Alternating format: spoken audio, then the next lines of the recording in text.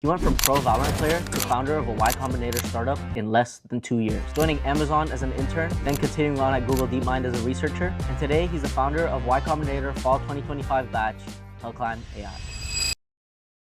Welcome everybody to the first Georgia Tech Hackerhouse podcast. Today I'm joined by Jun, the founder of hillclimb AI. So let's just start off. Yeah, of course.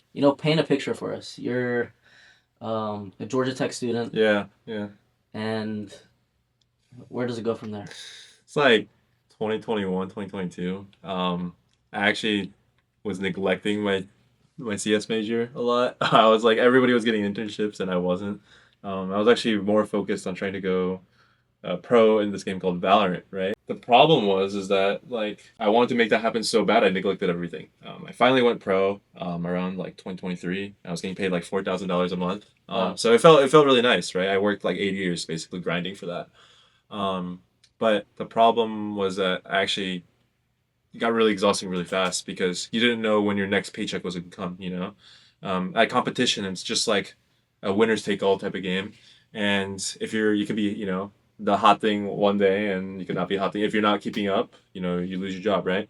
So that got really exhausting. That took a lot of passion out for me because of that. But also like competition, like brutal competition, like kind of just taught me a lot about myself and like accountability, like it doesn't matter like if like the story time is like if it doesn't matter if you like almost won something, like I still have to go back to my mom and tell her that nothing happened and I still failed, and you have to make do with that, right? That you were almost at the finish line but you didn't make it happen, so it's like the next time you swear you're going to do everything right, everything, from the practice to the day-to-day to the discipline, right? And you can only control what you can control and some of it's just up to luck. So thinking that, like, I think actually like neglecting my CS major for that was actually a really good choice because when I switched to tech, I didn't know what I wanted to do, but I knew that there was a new ladder to climb. And if anything, I'm really good at climbing ladders, right? Because I played this video game at the top level, like, top 500.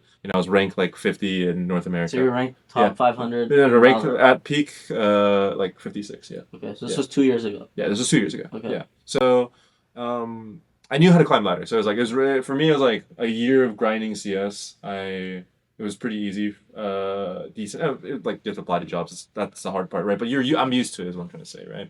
And I got a job at Amazon full time actually for around 200K like salary. At this point, you graduated, or you're... So I graduated my undergrad and I was in the middle of my master's. So I actually and I took I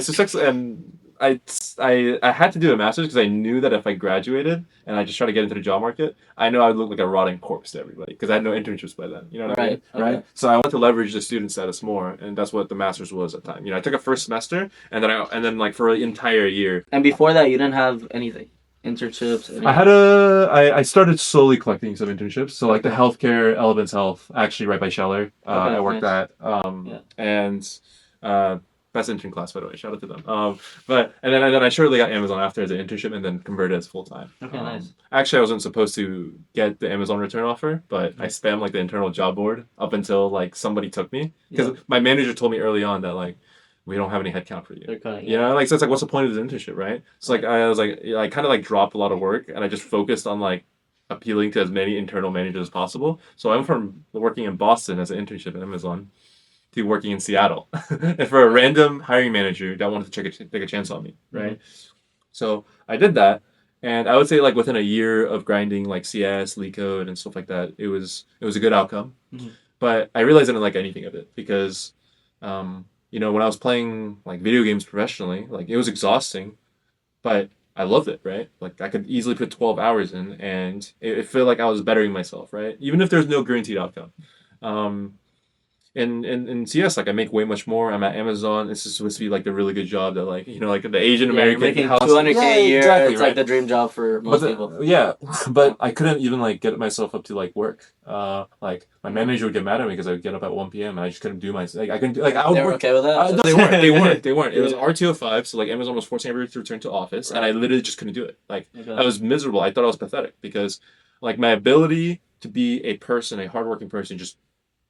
It was like I was a different person, right? And it was like this rainy day in Seattle. Mm-hmm. Like I was walking to work on a Tuesday, like late or to work already, like 11 a.m., right?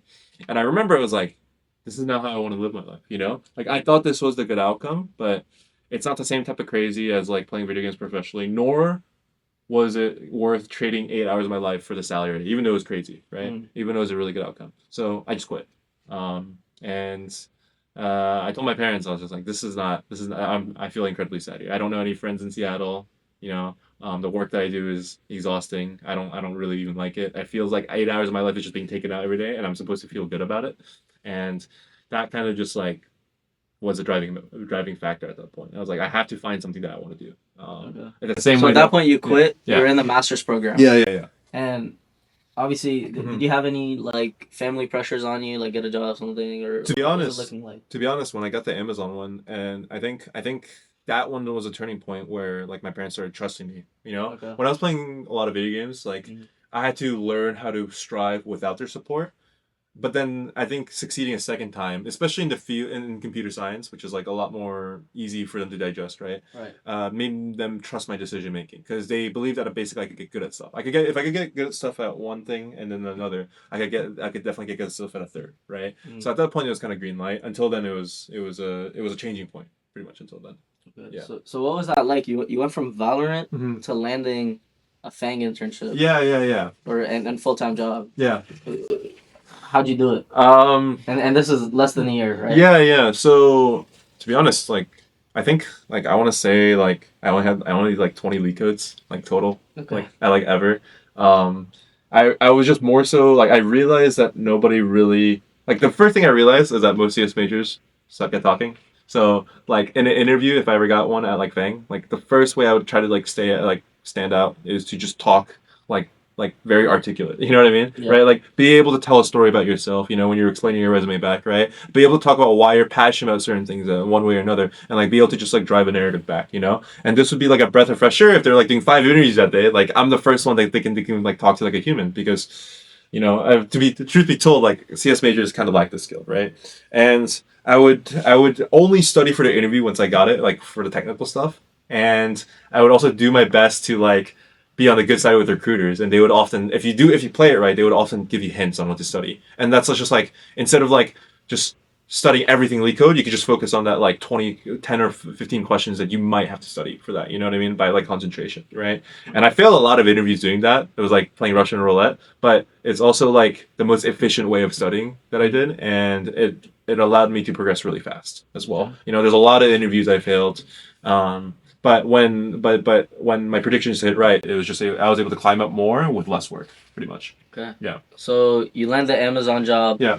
You hate it. Yeah. Right? Yeah. It's not the dream life. Of course. Okay, you quit. Yeah. How does that feel? Like what's the next step? What were you thinking at the moment? Like To be honest, it was actually psychologically difficult to disconnect because I felt like I had an obligation to my manager at the time because he took a chance on me. But then I realized it just wasn't right for me, so I quit. And then it's around that time that I actually got the craziest DM of my life on LinkedIn. LinkedIn DMs, I don't know, it's a crazy story, right? But yeah. A recruiter from DeepMind hit me up, and they were like, "Hey, like, are you interested in this 2-month academy program there?" And I was just like, I never thought I'd be reached up by like Google, like Google DeepMind, right? Yeah. And I remember I was sitting, like, I was like hanging out with my friend, and I was just like, dude, like, this just came through, like, I cannot let this go, you know? And if I think like in life, there's like only like if you can trace it to a couple moments, there's only like 4 moments in your life, or like 6 or 7, like 6 or 10, right? That like really matter how you answer them, and everything else is just a day to day, right? And this was like one of those moments where I was like, I told myself I cannot screw this up, you know? You gotta take the opportunity. Like so like this was during my Fang time,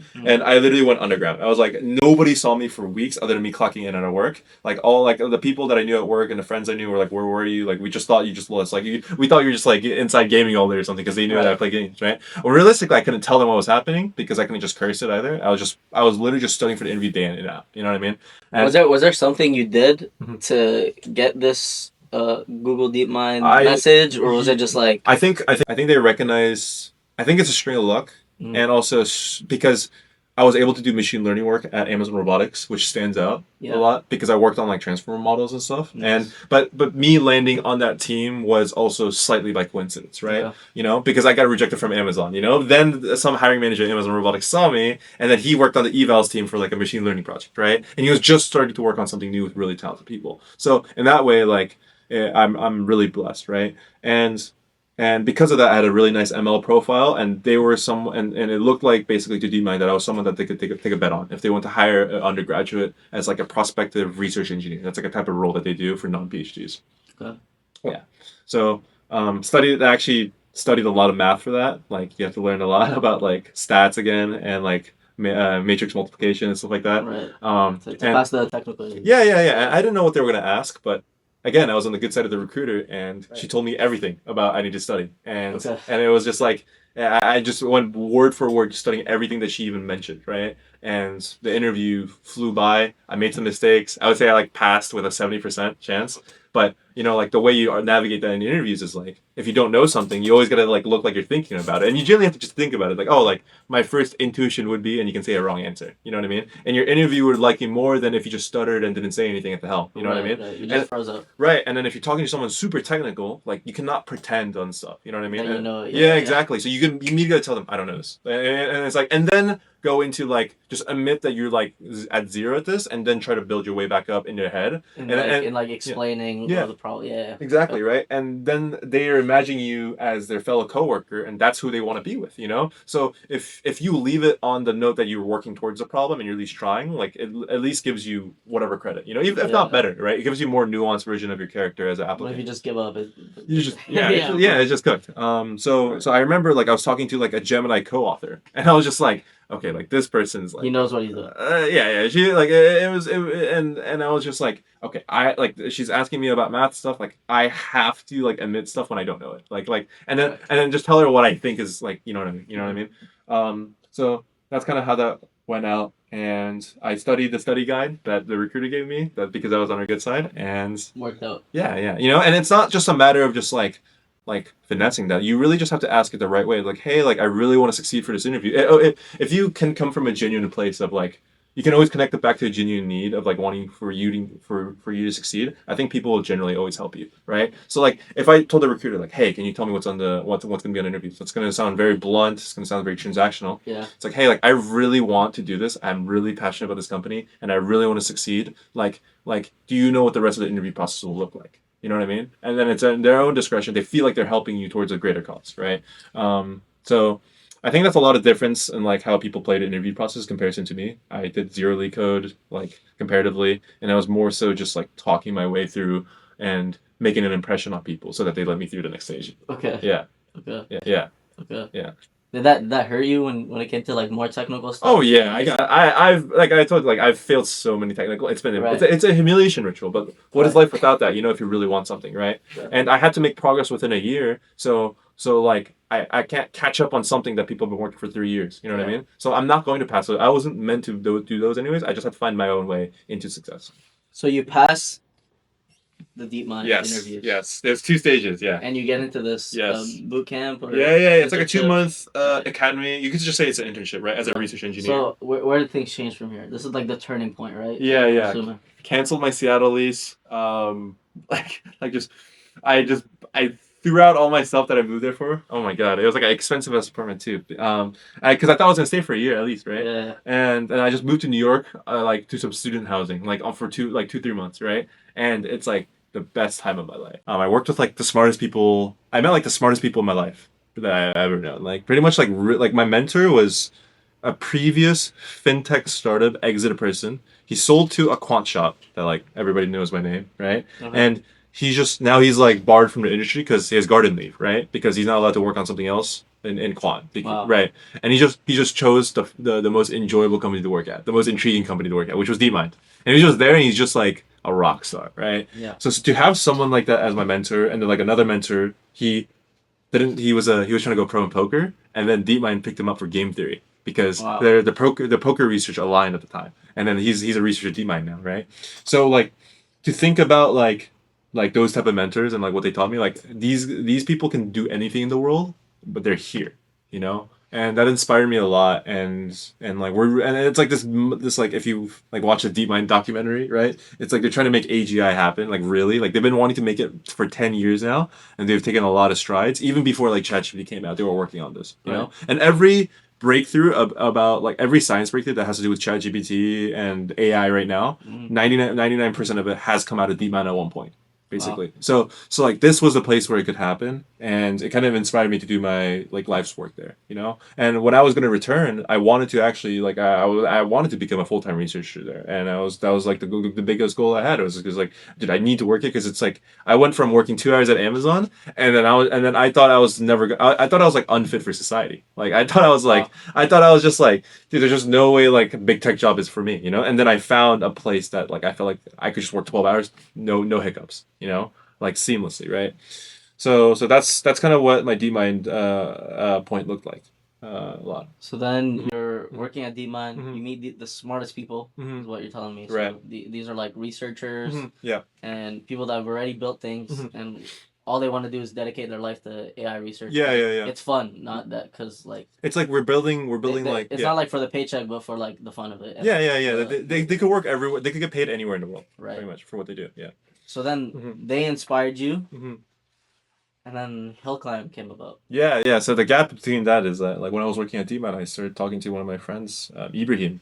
He was the co-founder of Headstarter. He was like a B2C app that he made for with 100K users, right, at the time. Wow. So like, I talked to him about how exciting DeepMind was, and I was like, dude, like AI research is like the industry I want to work in. You know, like I don't want to work on anything else. I don't want to work on payments. I don't want to work on like SaaS products that are just SaaS, right? I want to work on AI research. I want to make sure this field goes forward, and I have something to do with it. Because it's so exciting, you know, like we're making like artificial intelligence, man. Like that's like science fiction, you know. Yeah. And like science has quite literally never moved faster. So it's like, why not be a part of this right now in the 5 or 10 years that it's going to be like this, you know?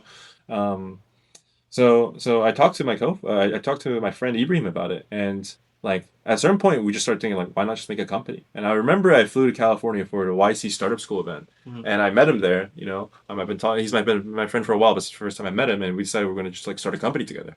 How'd you guys meet? Basically through video games. He was basically I was professional for Valorant. He was professional Fortnite. So Wow. when we knew, we stuck out to each other because we knew how to code. And he won hackathons while he was at like community college, a lot of hackathons, right? And I was just a Georgia Tech student, right? So we kind of just found each other through that. And I knew that he was a startup founder, and I talked to him a lot about startups that I wanted to do. And then for sure, when I came across AI research at Google DeepMind, I knew for sure if I wanted to do a startup, it had to be something like that. Otherwise, I would just want to work at DeepMind, you know. So we decided right there at like YC startup school that like we're gonna work on something together, and we should apply to the next YC batch. So we applied. We got the in-person interview. We opened the door to like the interview room, Yeah. and you don't know which. It could be like 2 or 3 partners that like interviewed, right? Out of like the 10 there, right? We got the only partner there in the room was Gary Tan.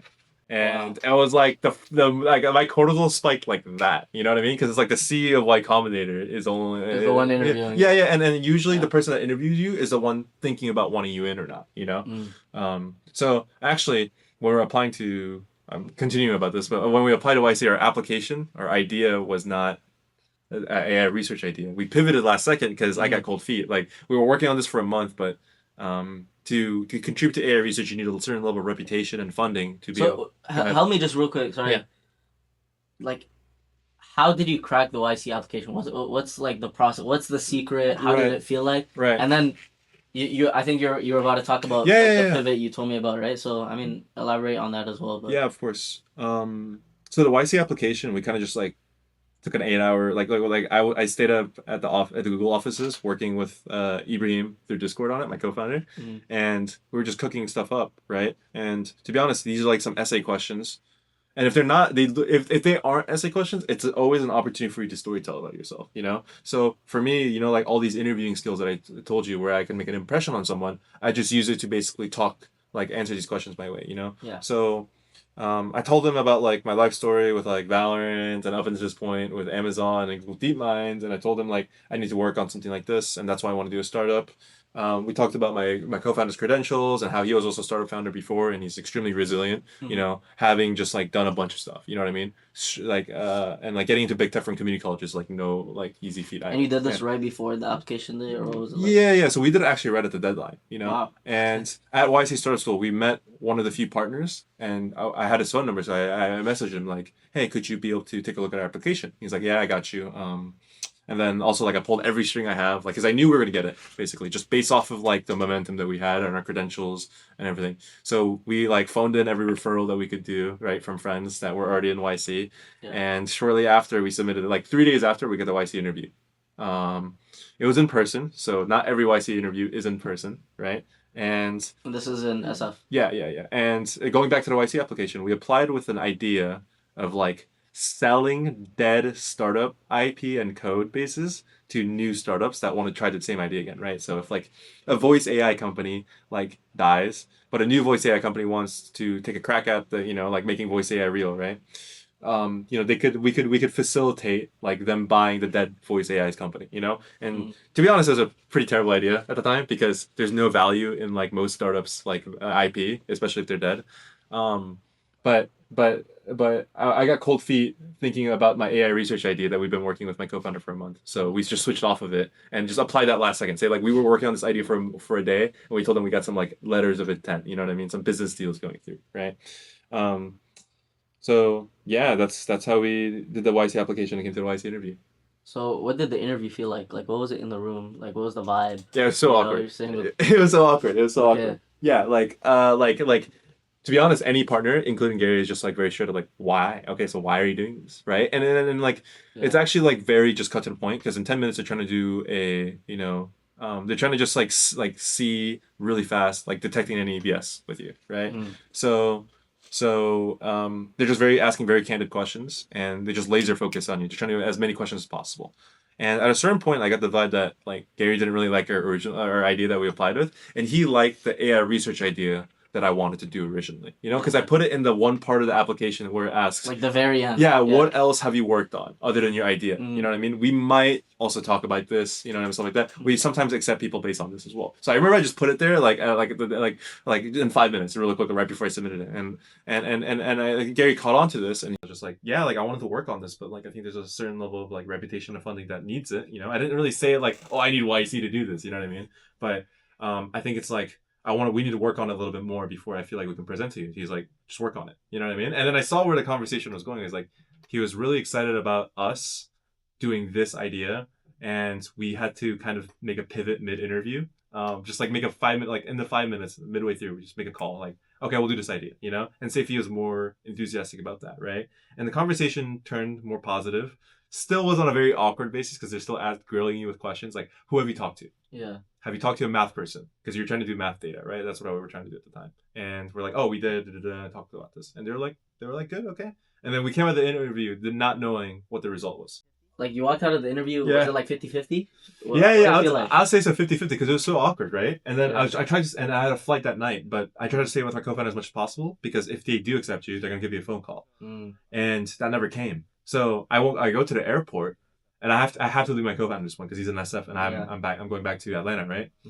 And I get a phone call from a Bay Area number, and it's just like a number I'd never seen before. And then I'm like, there's just no gotta way. Be it. So I can't, and you can't freak out at an airport, right? But I kind of did, Okay. And I open it, and Gary's like, hey, like we'd really like to have you for the F25 batch, and that's how we got in. And I immediately FaceTime my co-founder Ibrahim right after, and he put us in a call together with Gary. It was super awkward. I was like messing up all the buttons and like the calls and stuff. Like Gary was like hearing me being super nervous, right? Yeah. But it doesn't matter at the point because we got in, So that's the story of like how we got it. We just pivoted literally mid-interview about our idea. Talk about the idea. Yeah.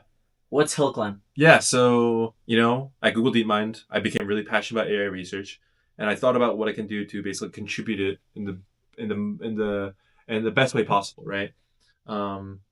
And I was like, okay, maybe I can just become a researcher there, but then I'll be starting at the bottom of the totem pole. Why not help people like my mentor who is super cracked, right? Why not help the best anthropic researchers do their best work, And what they missed a lot was actually more than anything was good training data, When AI is trained on the internet, it's as smart as the internet. You know what I mean? The average of the internet, right? So now when we're trying to push for like super intelligence, AI is going to be bad at math. Just as bad as the internet is, right? Just as bad. It's going to be bad as coding. It's just as the coding data out there. So why not, bring in the smartest people in the world from different domains so that we can help teach AI to become like them, to become the smartest, right? If AI is going to like reach a singularity point, the science fiction point, where it becomes smarter than humans, the only way you would know that is if you stacked it right up against the smartest people in each field in the world. You know, the best rocket scientist, best quant, the best engineer in the world, the best, scientist, the best chemist, the best, physicist, right? So basically at Hillclimb, we want to basically gather really smart individuals and help and that want to contribute to AI as well and help them teach AI in their own specific fields of what they do, right? So it's like getting the Albert Einsteins in the world to teach AI, theory of relativity, right? If he existed, if AI existed at the time. So you're taking the smartest people. Let's say you said math right now, right? Yeah, yeah. And you're seeing how, like, they're learning. Yeah. And like I guess their math skills. Yeah, yeah, and yeah. then they teach AI the same way. Yeah, exactly. So now you have like the elite, Mm-hmm.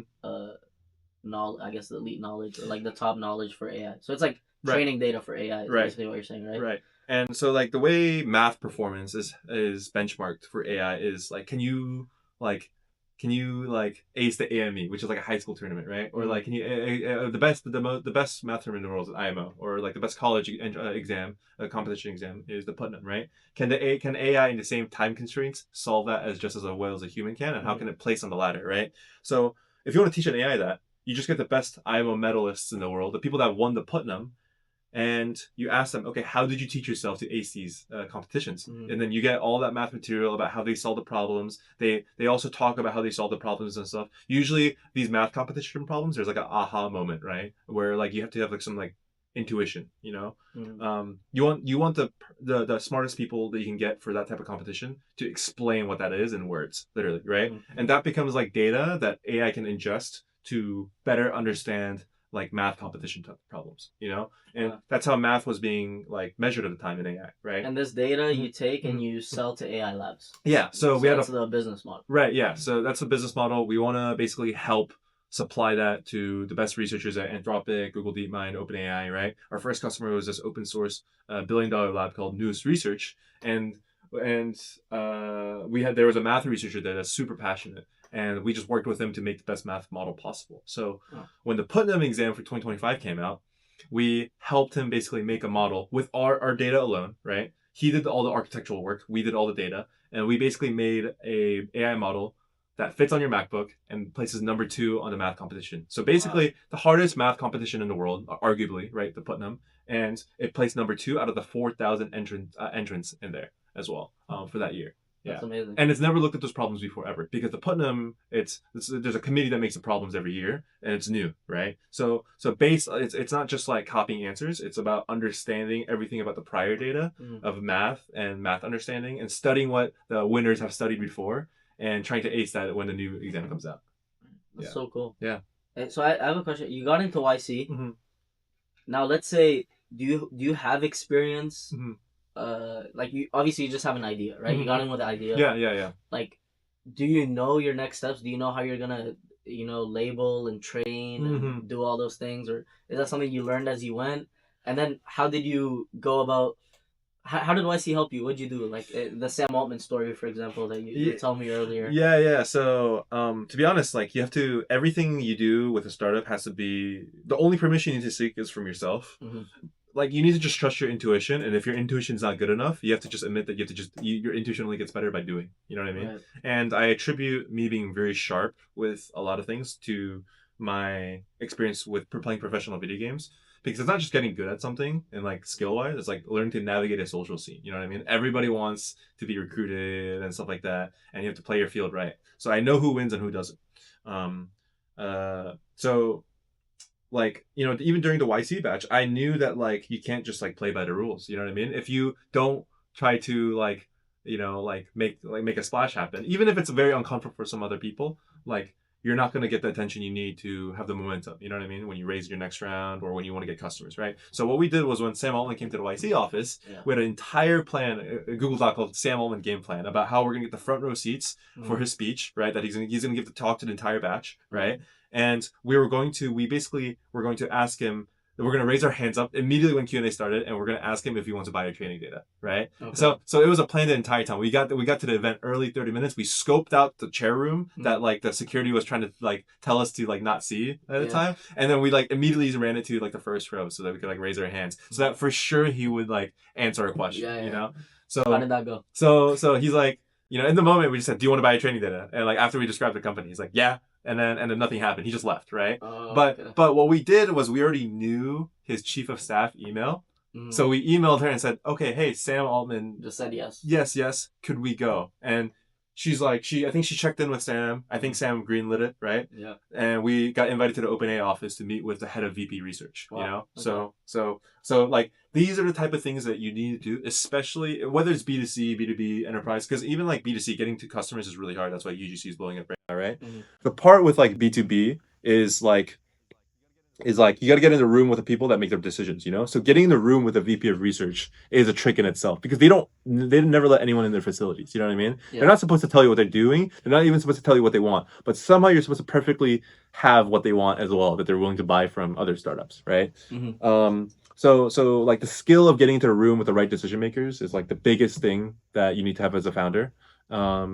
And we did that, We weren't sophisticated enough for OpenAI to buy from us at the time, but we made an impression and we can keep in contact with them. Right. Yeah. And you were talking about UGC. Yeah. Obviously, it's more like B2C. Yeah. So for you, like your B2B is very niche. You're targeting labs. Yeah. What's your marketing strategy? So we have to make an impression on all researchers that work at Anthropic, DeepMind, OpenAI, and all these companies, and they all live on Twitter. They publish their results first on Twitter. They talk about the state of research on Twitter the most recent. So it's ground zero. It's not LinkedIn. It's not anywhere else. So it's become like the de facto social media for researchers. So the same way that I should make it's the same way you should do a sales call through LinkedIn.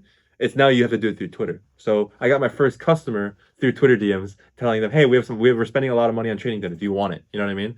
And we're getting a bunch of smart math kids. Like we're spending a lot of money. Do you want it? Right? And the guy saw my Valorant history. He's like, "Oh, we really like, dude, Valorant's cool." And he's like, "Okay, I'll give you a meeting to my math researcher." And that's how we got our first customer. Wow. Yeah. And I know for everybody, I don't know what's your Twitter handle. It's spelled J Park, JMC. So JAPARK JMC. All right, but you did the Twitter marketing, of course, and throughout YC, Yeah. and now you're obviously outside of the batch. Yeah. Like, what's been the hardest part of building hillclimb so far, and what's something that scares you? What mistakes are you paying for? Yeah. Like, what's going on there? Yeah. So to be honest, like at the deep end of the pool, it's just you. It's just you, right? So you have only yourself to deal with. When a company can come to a halt or stop, and it's going to just have to be you that makes the decision, there's nobody else holding you accountable. So it really is just like, can you regulate yourself? Can you drive yourself to do good things? And you don't. And all our lives, it's been everybody telling us to do things, right? So you have to get really used to yourself being your own person. Like you have to be the one that tells yourself to do things. You know what I mean? And if you don't have any ideas, you might have to just go for a walk. Because it's really scary when you don't know what the next the next ideal stage of your company is going to be, and nobody's going to give you an answer except you, because everybody else has advice potentially, but they don't know the full context of your company. So how can they say anything? Right. So the scariest part is that at the end of the day, it falls on you and you alone, and you have to perform.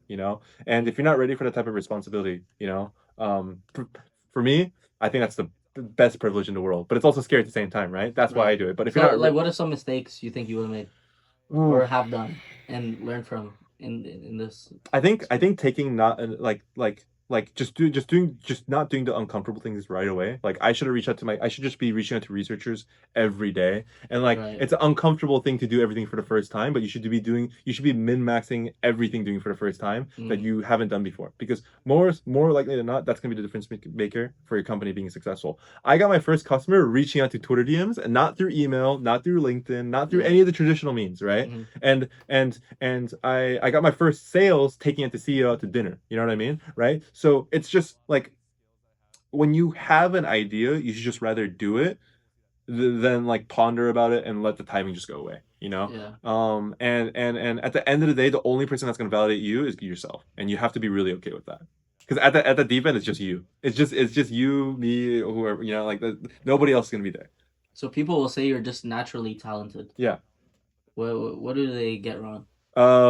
There's a lot of miserable experiences that I went through, competing, and to be honest, I would say a lot of my skills that I have becoming good at things was acquired but people will see that as talent anyways. And I think that's what I realized about talent. Everybody can be looked at the talent for better or for worse because of how much growing you've done from a past experience that's less visible, you know. Be like most tech people think I'm a you know, like I could be the making of a good deal maker one day, right? And I have the talent for that. But that's really just built from me competing in a ladder from professional video games before, and me learning so much about myself and how I should talk to people and how I should make friends with people and how I should navigate a very competitive environment, you know. So what's something you would tell a Georgia Tech student who just feels stuck right now, or was probably like in your position, Yeah. you know, Yeah. 2 years ago? I think the biggest thing that you should tell yourself is it's kind of, you know, haunty, but you should work backwards from your deathbed. And that sounds violent, but it's more like you should imagine yourself on your deathbed, and that's when you're going to start thinking about the 80 years you lived before, you know? And if you have any regret, that's the regret you can't escape, you know? And it's usually the type of regret where you weren't ambitious enough and you weren't ambitious enough more than you thought you could be, you know. Right. So you didn't live a life exciting enough for you to be satisfied with it, you know. And that's what I fear all the time, and that's what drives me, so that like I'm never gonna go, you know, at my deathbed with a negative feeling. I want to be proud that I tried what I tried, and and I at least lived a life to its fullest potential. Right. Yeah. It's like all the Yeah. ghosts of the things you could have been. Yeah. So like whenever you get lazy or whenever you want to start settling, like just think. I think about like that moment on the deathbed, and I Like, realize I'm gonna die one day. Like, what did I accomplish? and that's and that feeling at Right. that deathbed is the one that you can't escape. That's the one you can't make amends to ever. Yeah. Because there's nothing It's too after late. that. It's too late. Yeah, yeah. You know, while we have and the beautiful Unless we make tech to live forever. exactly, right. But like so unless you and right now is the time to make amends, you know. It doesn't matter how done, like it's just like it doesn't matter where you're just, you can just go, you know. And in 3 months, 6 months, you know, like my life has quite literally changed. I was an intern at DeepMind with no job prospects after. Maybe returning to DeepMind to now I have my own company and I'm doing my life's work. I'm literally so happy working 12 hours every day, you know. So for me, like I've stopped doubting that anything needs years. Anything important takes like 5 minutes or a week or a day to change, you know. And it's gonna be like your life is gonna call at your doorstep. There's gonna be like those 5 moments in your life, and you better be ready to like answer it. Otherwise, it's going to otherwise you're going to regret it, and on your deathbed, you're going to regret your life a lot, and there's nothing you're gonna be able to do about them then. So, let's wrap it up here. Of course. What's next for hillclimb? Yeah, so next for hillclimb, I think we're going to think about like the vision of the company. We worked on math, and I think we're going to continue working on math a little bit, but we want to make something really unique and really useful. And I think that's a really hard part, you know? How do you make something so unique, but something that other people want, you know, for researchers? And I think that's the only way I can naturally help the AI research as much as possible. Because if I just do what everybody else is doing, then I'm not really moving the needle on what the community what AI research needs, right? When we're trying to make AGI, I'm not going to just like I don't want to make a repeat product. Just data label. Yeah. You know, get random. Exactly. People. So a lot of me right now is going actually back to the drawing board and seeing, you know, like how can I uniquely contribute to the industry, you know, just so it's good business, but also it's like it actually will move the needle on what AI research is, you know. What is something that they don't have right now that they need, you know, that they would really like. And to be honest, that's where I'm alone with myself again. Really, the only person dictating the pace of that and the success of that is myself. You know what I mean? So it's a scary place to be back, but it's also the only reason why I do this. Anything else you want to say to our viewers? Yeah. I think my life has changed a lot in the last 1 or 2 years. When life gives you an opportunity, like you should just like you realistically should just take more risks and just do it, because your sense of what the failure is actually just doesn't matter. Like we live in a society where failure actually just doesn't matter. It's only like mental and social consequence, but that can all be like reduced to zero if you're a strong enough person. So you like I live. I think I'm gonna quote you on that one. Yeah. We live in a world where failure doesn't matter. Yeah, failure. I like that. Yeah, it literally doesn't matter. Like It's like just go for it. exactly. Who cares? Exactly. Right. Yeah, and like be responsible in a way where it's like, you know, for me, I had a lot of money. I had a decent amount of money I made from Amazon before I did my startup. Right. I was just comfortable enough, and sometimes maybe you need that because before you take Like a big safety net. when you swing, you don't want to be anxious. Right, 100%. And like I understand, for me, it's like I think of myself like less of like a, oh, I gotta throw myself into fire and survive. I gotta, but when you're ready to make the opportunity happen, just do it. You know, life is calling you to your doorsteps. Just do it, or otherwise you're gonna regret it at your deathbed, and there's nothing you're gonna be able to do about it. Right. Yeah. Well, everybody, this is Jun from Hillclimb AI, Georgia Tech alum, and future billionaire. Okay, don't say that. Let's go. Thanks for watching season 1.